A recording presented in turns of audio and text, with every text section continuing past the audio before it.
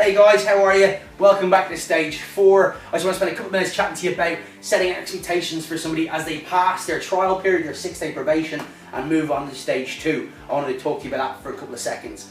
Obviously, this is an exciting time for people. For most people, they have probably, if they've started in the company before and been put on a probation period, it's probably lasted 3 months, 6 months, sometimes even a year. In our business, for most offices, it's 6 days, so it's a pretty short trial. But if you think about the learning curve in those 6 days, it's incredibly steep, and they got a huge amount done in those 6 days.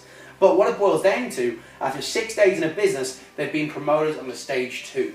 And for us as crew leaders, people on stage 4 or above, we can sometimes be guilty of taking away that excitement, because to us, oh, it's only a trial. But to this person who's on stage 1, who's just moving on to stage 2, this is possibly the first promotion they've ever received in any role they've ever been in. So we've got to really keep that solid and keep that pure and make sure we get excited from passing a trial. So the first thing I'll say to you before we do expectations on stage 2, the second that guy passes his trial, you bring him up to the office, you bring him to the meeting room, the reception, you find some people and you make a big deal out of it. You go, well done, Johnny passed his trial today, congratulations, clap, round of applause, get him to high five him, make him feel great. So when he goes home that night, he tells his partner, his parents, his kids, whoever it is, that, I got a promotion today. Make him feel great. Take the guy for a pint, make him feel amazing, or a coffee, whatever you're into. So, sorry, so I will say that to you, it's really important that you make a big deal of passing that trial. Now, you're on stage 2.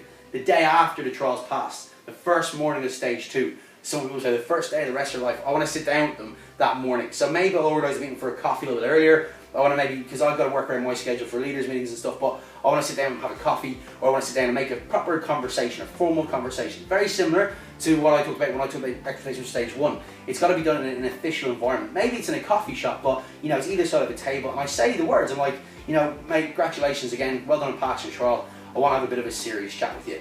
And now all of a sudden the tone is set. This guy knows, okay, this is more serious. I want to tell the guy that, well done again, mate, you've done great, you've passed your trial, really proud of you. I highlight a couple of things that he's done well. I highlight a couple of things he can do better. So I make sure that he realises I really do understand him. I know exactly what he's been through and how his trial's gone, and I'll make him feel like, really engaged in his conversation. I want to sit down with him. I want to show him the stage 2 COD. I want to put it down in front of him. I want to go, cool, mate, listen, you obviously had a stage 1 COD. We signed off, that's passed. Keep that for prosperity. Trust me, if you go as far as I do in the business, you're really going to have this, because it's a really cool thing to have.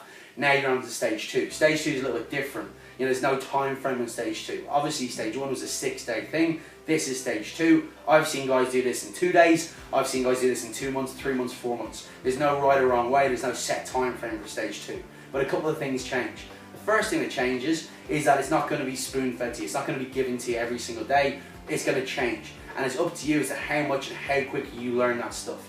For some people, they'll want to get through it really quickly. For some people, they'll want to blitz through it in a couple of days. And if that's the kind of guy they are, as long as they can back that up with results, there's no reason they can't get promoted to leadership really, really quickly. But initially, the first thing is they've got to get the information down. And it's their responsibility, the onus on them, to make sure that they're coming to you and they're getting information. So I want to set that stall out first. First things first, you've got to make sure that you're coming to me to get this education. I'm not going to spoon feed you anymore. You're going to have to really take responsibility for this. I go through the different sections. I talk about personal development. I explain that obviously there's a couple of things that we want to see you do. You've done all right in your trial. You haven't set the world on fire, or maybe they have. If they have set the world on fire, the expectation goes up. If their sales on the trial period have been pretty standard, I'm like, cool, well listen, well done, but there's an awful lot way to go. And I sit down and I go, cool, so we need to get you consistent at sales. I want to talk to them about improving sales. I want to talk to them about the difference between what an FR bell is or what a leader's bell is. I want them to understand that there is tiers of success here. I want to explain to them that over the next week, 2 weeks, 3 weeks, 4 weeks, whatever it is, I want to see a steady improvement, progression in their sales performance. And I want them to know that. I want them to know that they're not going to just get better sales by learning from me, that there's a responsibility to go to other people, to get retrained in the field, to spend time with other high rollers, to get on conference calls and get talking to people. So I want them to understand that. I talk about personal development. I talk to them about their budget and their break-even. I may have done this already on stage 1. I might have gone over what their break-even is, how many sales, how many pieces they need to do each week to be profitable, but I want to highlight that again. I want to work out what their break even is. If they got a low break even, well then we're going to work out how much money I want to save every week, because I do want them to hit a decent standard of sales every week, but I want to give them that focus. I talk about the personal development of potentially over the next week or two finding a mentor, something they can relate to. I want to talk to them about, you know, getting into another office for a day. I want to be setting a target if they do X, Y, and Z, that I'll bring them to another office for a day. I really want to set that up properly. I talk to them about shadowing me. I talk to them about, you know, depending on level of ambition, maybe they'll want to do what I do. That's great. And if they do, they've got to be like my shadow. If they want to do what I do, they've got to watch what I do, understand it, ask me loads of questions. Maybe they don't want to do what I do. Maybe they don't want to build a team. Maybe they're here because they want to focus on just on selling. That's fine. If that's the case, that's cool, but they should still be watching me selling. So I do set an expectation on them. I also explain to them that just because they're not on a trial anymore, that things like, you know, punctuality, attendance, image, you know, attitude, work ethic, that these things don't drop, that these things stay exactly the same. And if they do, then obviously we can continue to improve and continue to get better. And that leadership promotion, it can be very rapid. You know, that leadership promotion is determined by the person, by the individual, but I want them to understand that it's up to them. At the end of this conversation, I'm going to ask them a question.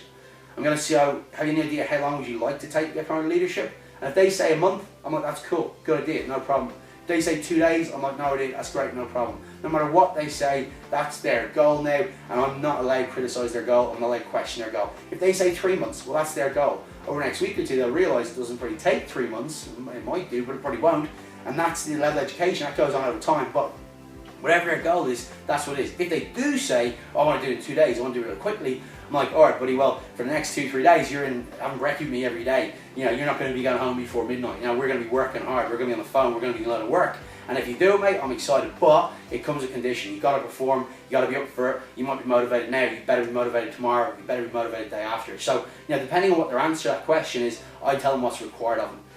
Overall, more than anything, I just let them say, I like to say, well done again. I say, well done, mate, you know, now it changes, now it's up to you, you're officially on the team, welcome to the team officially, you know, well done, fair play, let's keep it going, let's keep pushing, and well done, and that's really it. Thanks for listening, guys. You know, good luck at your stage 2 stuff, promote loads of leaders, and I'll chat to you very soon. Thank you.